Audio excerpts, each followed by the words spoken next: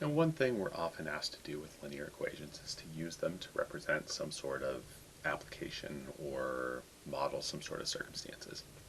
So we're going to take a look at a couple of examples of that here.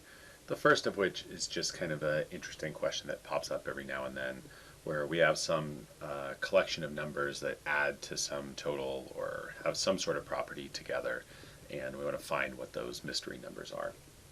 And so with any word problem, we want to go through the steps of defining a variable, so making sure that we write down for ourselves what our variable represents.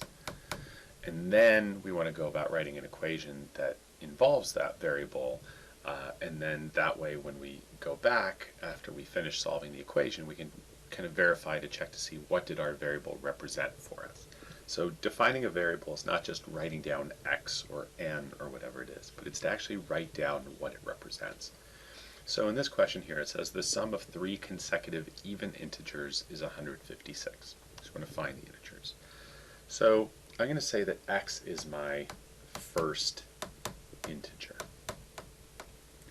Now I could use y as my second integer and z as my third integer, but the problem with that is I'm going to have three variables, but I'm only going to have one equation because I know that the three variables have to add up to equal 156, so I'm not going to have any means of being able to solve that equation.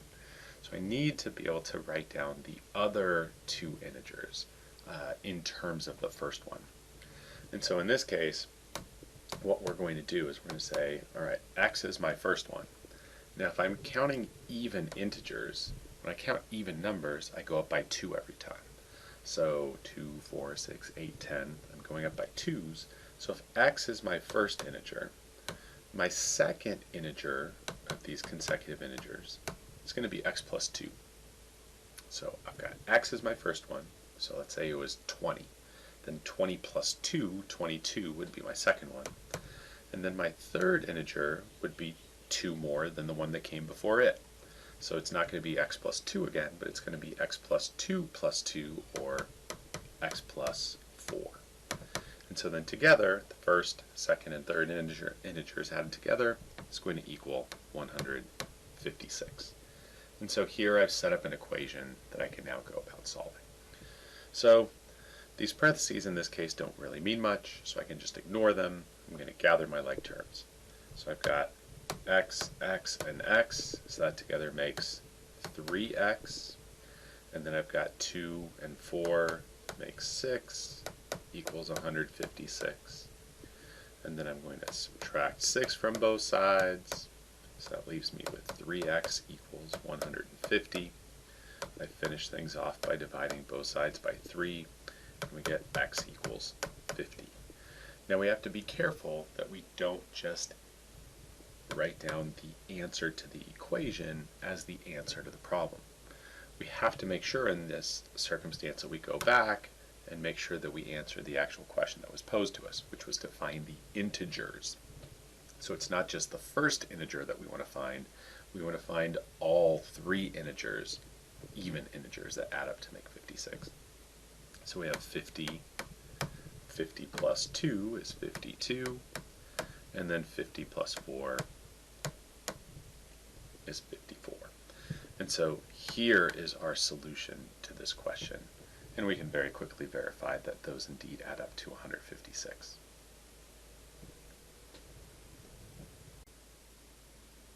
So the next question might have a little bit more relevance to us in our current lives, where we want to know what grade we need to get on the final or something like that in order to get an A or a B or not fail or whatever. As an aside, never ask me that question, because after this you're smart enough to figure it out for yourselves. But if we take a look at the question here, it says that the grade in a class is based solely on 3 tests and a final. There's a catch though, that each test is worth 100 points, whereas the final is worth 200 points. So the final is worth double the other 2 tests. And then we're told that our regular test scores were 88, 96, and 85. So we want to know, what does our grade on the final need to be in order to end up with the 90% in the class.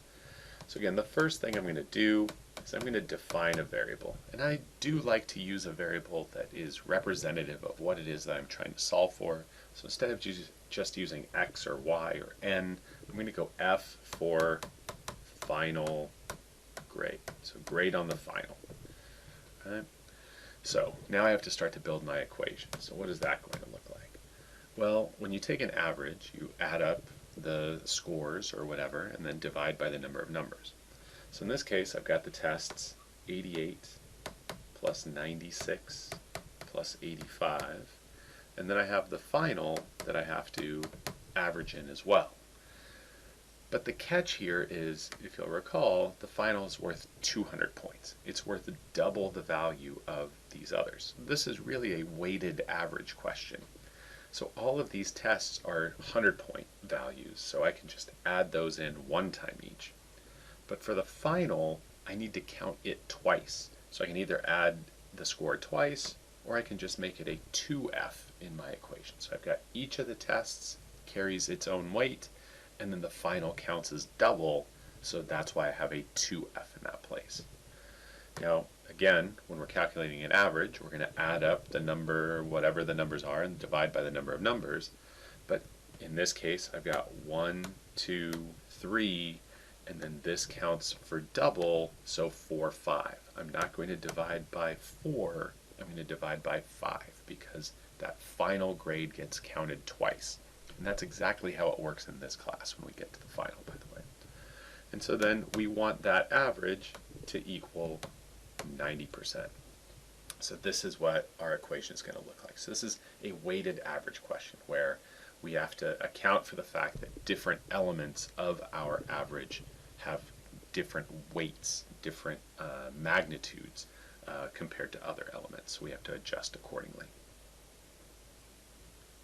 So to solve this equation, I'm going to use the technique that we had earlier. I'm going to get rid of the fractions at my first opportunity. So I'm going to multiply everything by the common denominator over 1 in this problem, which easily enough is just 5. So that takes care of that 5 there. On the other side, I've got 5 times 90, so 450. Now over here, I've got some arithmetic to do, so 88 plus 96 plus 85.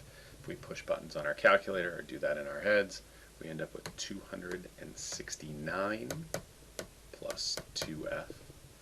So now I'm going to subtract 269 from both sides.